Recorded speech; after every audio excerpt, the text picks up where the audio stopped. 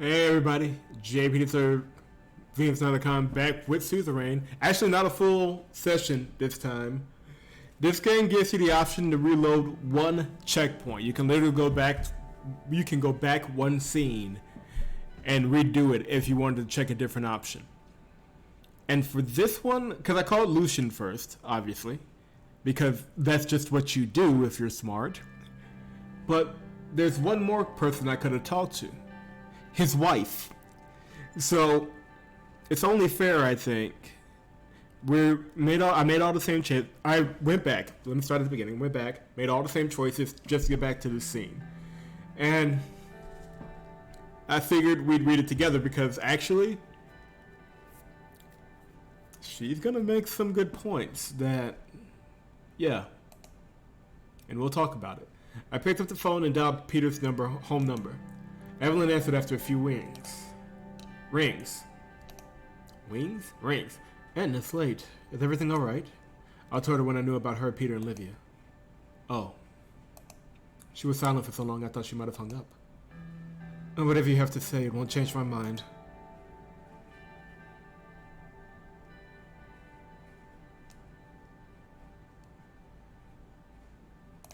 He already ended it. Can't you forgive him?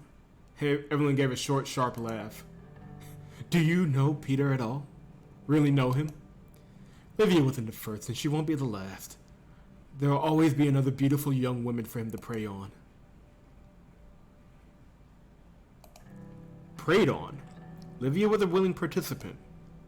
Was she? Look at whom he goes after. Secretaries, kitchen staff, aides. Remember Brenda? Well, now we know what happened to Brenda. And, to be fair, you too. What do they have in common? When the vice president asked them for sex, they might lose their job if they refuse. I'd go to the media about this if I wasn't persona non grata at the Whole Foot Post. And if there was a shred of a chance I'd be taken seriously. But at the very least, I will no longer be an accomplice to its abuse of power. And frankly, Ed, neither should you. Evelyn hung up without waiting for me to respond. I took a minute to think over what she had said. So, very complicated and complex things coming out of that conversation.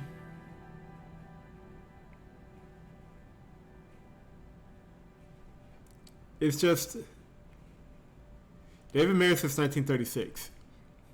So she's seen a lot. And she's known a lot. This was just the straw that broke the camel's back. And it says something about the particular situation and the comment, that it makes on just the dynamics of this kind of, what she said, abuse of power, because that's what it is. Like, we've been there the entire time. We've watched him. Whenever he's snuck off with somebody, we've denied it. No, well, not we've denied it. He's denied it. And we've just kind of let it pass. We've defended him at certain points when he was late. Probably trying to get with some other pretty girl that he thought he can get away with getting with. It may not be, malicious, like he's intentionally planning these things to this degree, but it is clearly a pattern. And, you go back to the gentleman's club. Evelyn may not even know about the gentleman's club. But definitely, you want to talk about letting the fox in the hen house, literally, there you go. So there is it's very circumstantial, but there is a pattern of Peter really being kind of a monster here. And that's rough, because literally, underneath our nose the entire time, our own friend. Whether he meant it or he didn't, it's kind of irrelevant. He did it. He did everything she said. And he did it with people who would never talk about it or was not in a position. Brenda, for example, he was asking, what happened to her? I don't know. She just disappeared off the face of the earth and was never in a position to talk about the fact that he cheated on his wife with her. Which she probably would have been in a position to talk about had she made it into the administration. So there's a very good chance that she would have been involved. She would have probably been in Livia's place, rather. But, no. It's a lot there. For a very small scene, there's a lot there. Let's finish it up. So on the receiver, I dialed Lucian's number. He picked up very quickly. Yes, Mr. President. I told Lucian everything Peter had told me about himself, Evelyn, and Livia. Thank you for calling me, Mr. President. This serves to confirm some suspicions of my own. We have to meet. Tomorrow? Yes, but early, before either of the two arrive. Don't bring this up with anyone else. I fear we may have more than a mere dalliance on our hands. The line dropped. I sat at the receiver, wondering what his last statement meant. What's going on that I didn't know about? A lot. I went to bed, but couldn't sleep at all. This is what we mean. This is what people mean when they say they have to be, we as a society and a culture have to be more vigilant about this stuff. It's all basically right there, and we just didn't notice.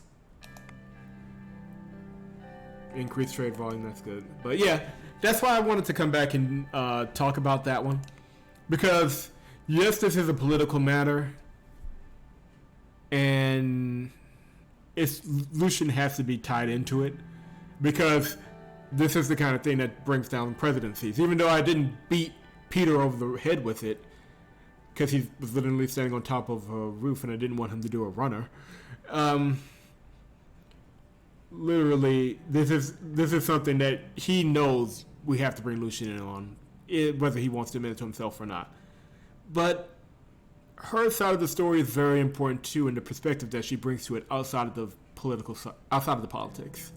So that's why I kind of did this addendum video. We're not going to do a full session. We'll save that for next time. But I want to include Evelyn's thoughts on the matter and her position. And I think it adds a lot of context to Peter's character. We're at the halfway point of the game. So the game so far, like every time he's been away, every time he snuck off in the bushes of his gentleman's club or was late to a meeting or anything like that, it's a damning picture. It's a very damning picture of Peter Victor. All right, that's all I've got for you for now. I'll catch you in the next one.